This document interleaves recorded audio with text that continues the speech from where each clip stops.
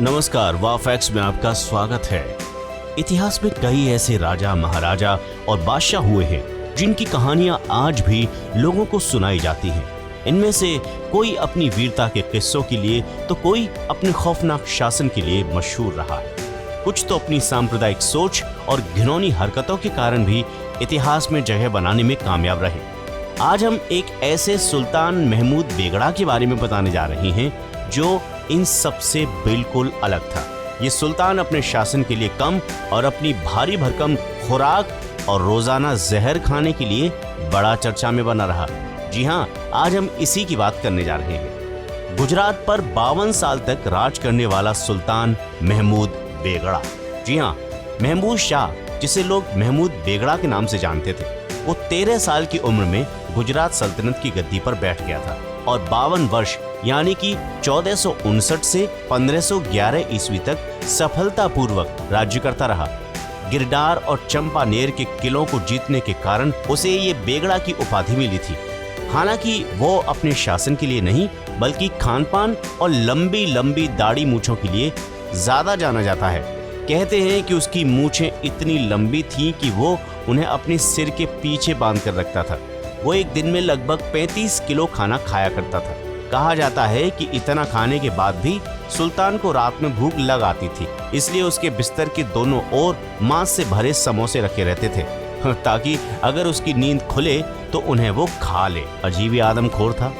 एक इटली के यात्री लुडोविको दी वर्देमा ने अपनी पत्रों में सुल्तान की भारी भरकम डाइट का जिक्र किया।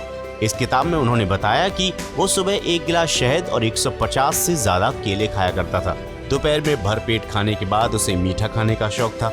ऐसे में वो हर रोज 4.5 किलो से ज्यादा सिर्फ मिठाई ही खा जाया करता था। महमूद बेगड़ा के बारे में सबसे दिलचस्प बात यह है कि उसकी रोजाना की डाइट में जहर भी शामिल था।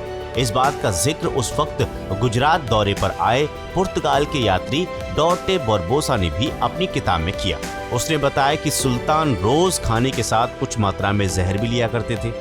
कहा जाता है कि बचपन में कुछ लोगों ने सुल्तान को मारने की साजिश रचकर उसे जहर दे दिया था। हालांकि वो बच गया। तब से उन्होंने ये डिसाइड किया कि वो थोड़ी थोड़ी मात्रा में खुद ही जहर खाना शुरू कर देंगे ताकि उसके शरीर में जहर की आदत बन जाए और अगर कोई उन्हें जहर दे तो उनकी मौत ना हो। कहते हैं कि उस राजा के हाथ पर जब मक्खी बैठ जाया करती थी तो वो भी फूल कर मर जाती थी। यहाँ तक कि अगर वो किसी महिला के साथ संबंध बनाता था तो वो भी बेमौत मारी जाती थी। सुल्तान महमूद बेगड़ा गुजरात सल्तनत के सबसे शक्तिशाली शासकों में से एक माना जाता है। उसने कुछ ही समय में जूनागढ़ और पावागढ़ जैसे क्षेत्रों पर कब्जा कर लिया। अपनी सीमाओं को उसने बहुत फैला लिया।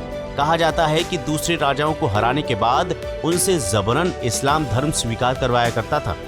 मना करने पर उन्हें मौत के घाट उतार दिया करता था। हालांकि सच्चाई तो ये है कि जितने भी मुगल हुआ करते थे भारत में आकर इस्लाम का प्रचार किया करते थे और ये उनके लिए कोई नई बात नहीं हुआ करती थी।